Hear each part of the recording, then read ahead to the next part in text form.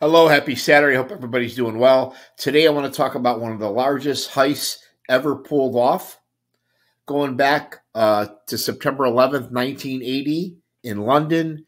Two Chicago outfit guys went into a high-end jewelry store and stole the famous marble diamond, 45-carat diamond, as well as a $200,000 precious stone and about 18 other gems. Now, here's an old photo taken by a detective when Scalise and Rachel got caught. These guys did their time. They didn't rat. They didn't snitch on anybody. They were released in the summer of 2019. They're in their early 80s. I think one is 80, one is 81.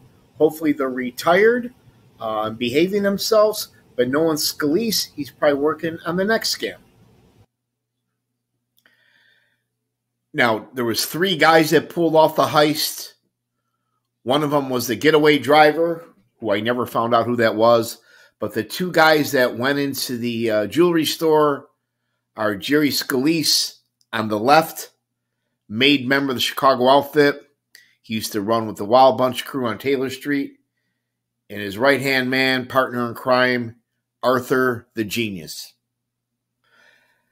Now, on September 11, 1980, two well-dressed men, Jerry Scalise and Arthur the Genius, walked into the jewelry store dressed with sheiks, Arab chic outfits on, and beards and mustaches.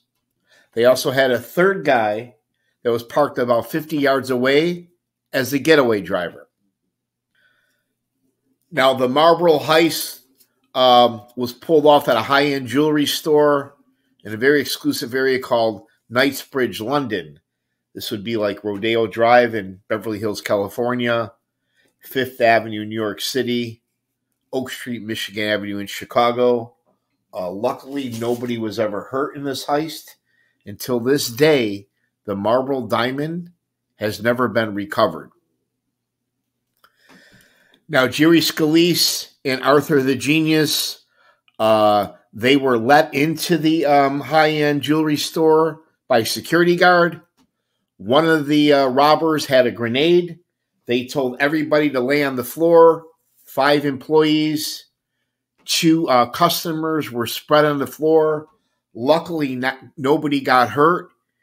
And within minutes, they were able to get away with the jewels into the getaway car. Now, here's an up-close photo of the Marlboro diamond, one of the most precious, most expensive diamonds in the world back then, and it was never found.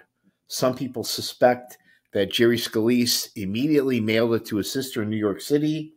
Others think the diamond was cut into smaller stones and distributed. Some people think they even buried it in the UK or handed it off to an accomplice. But I think it was mailed to Angela the Bull or one of the bosses. Now, aside from the employees and customers that were spread out face down on the floor during the robbery, there was other witnesses. When they left going into the getaway car, somebody noticed Scalise's fake mustache fell off. They thought it was suspicious, and they actually wrote down the plate of the car, the rental car. And then a cab driver testified that he overheard Scalise saying something that they're going to mail a package to New York City. Now, 1980, Scalise and Rachel, after they pulled off this massive heist, they flew back to Chicago thinking they got away with it. And at O'Hare Airport, the authorities were waiting for them. They arrested them, took them into custody.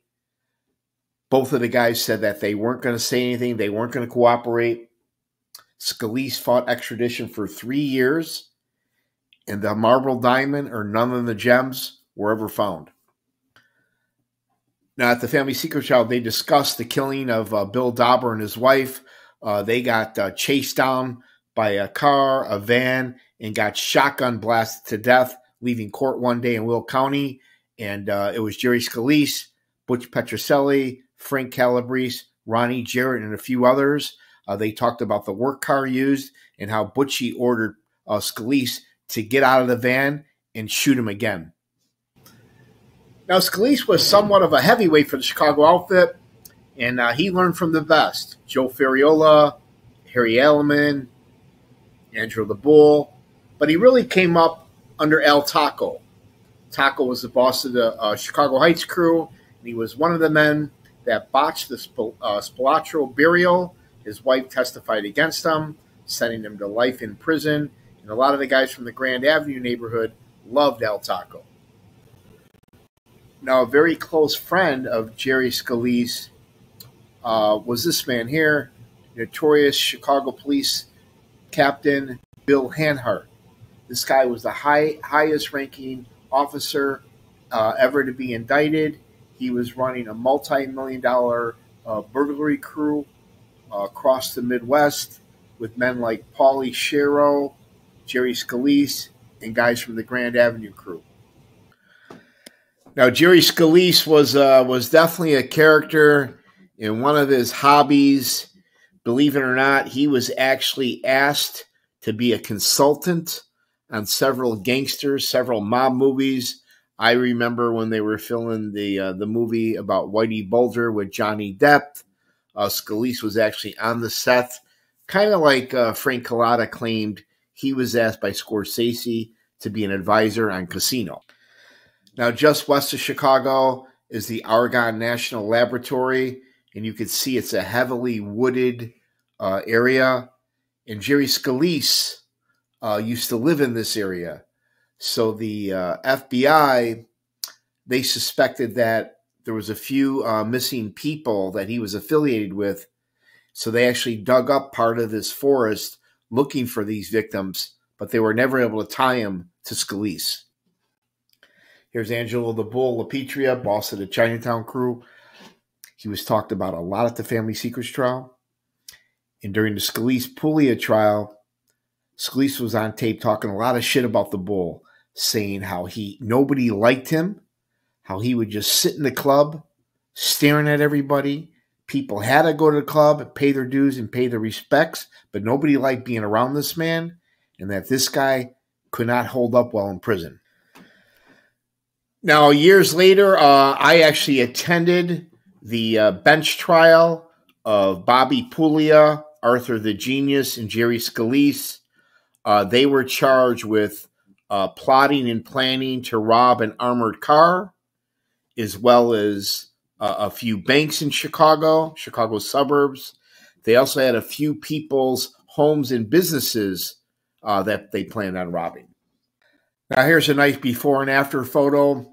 The photos on top were mugshots when they got pinched for the Marlboro Heights, and then the photos below were them entering and exiting the Dirksen Federal Building, the trial I went to, when they were accused of robbing an armored car, several banks, several home and businesses. These guys actually had a hit list of a few guys they wanted to kill. Two guys from the Taylor Street neighborhood, non-outfit guys, and a guy from the East Bank Club. Now, during the Scalise, Puglia, and Rachel trial, the prosecution showed during this investigation they used all the latest technology, GPS tracking, satellites, drones. They actually showed the drone footage of the exact location, tracking the work car of the places that the crew was casing. This was very impressive, overwhelming evidence. Now, this trio of burglars, they were actually planning to rob ex-Chinatown outfit boss Angelo LaPetria's house. And in court, they showed photos on the monitor on the big screen where they drilled holes through the grout on these glass cinder blocks. They did a little test run. Then Scalise was on tape talking about how he went back there and puttied the holes with toothpaste. Now, on the left, exiting the Dirksen Federal Building, you got Arthur the Genius, Rachel, mugshot there of Bobby Puglia, and then entering the Dirksen Federal Building, you got Jerry Scalise. These guys were caught driving around the Bridgeport neighborhood, a few blocks away from the club and Angelo LaPetria's house. When the cops pulled them over, the car was filled with burglary tools. Now, here's federal judge Dan Leinenweber. He presided over the Scalise, Puglia, Rachel trial. I've seen him several times at the Turks and Federal Building. Looks to me like he likes to have a drink every now and then, which is certainly understandable.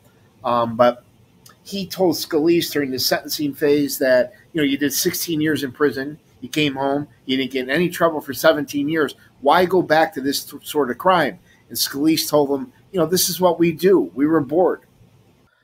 Now, early 80s, Scalise and Rachel pled guilty to the Marlboro heist, letting everyone know that they were not cooperating. They were sentenced to 16 years, did their time, behaved themselves for the most part when they got out for about 17, 18 years, only to get pinched on the attempted armed robbery bank scores. And they got 8 years each, all three defendants.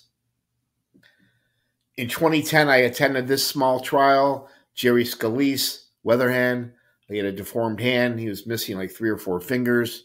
You had career criminal, Chicago outfit associate Bobby Puglia. And then you had Arthur the Genius. They call him the Genius because he had a very high IQ. These guys were pinched for attempting to rob an armored truck, several banks, and several homes and businesses of people they knew. Thanks for watching my Chicago mob trial stories.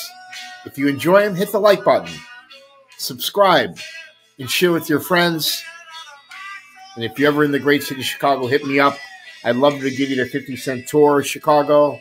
Start out on Grand Avenue, go have lunch on Taylor Street, end up in Bridgeport. And unlike Frank Calabrese Jr. or Adam, there's no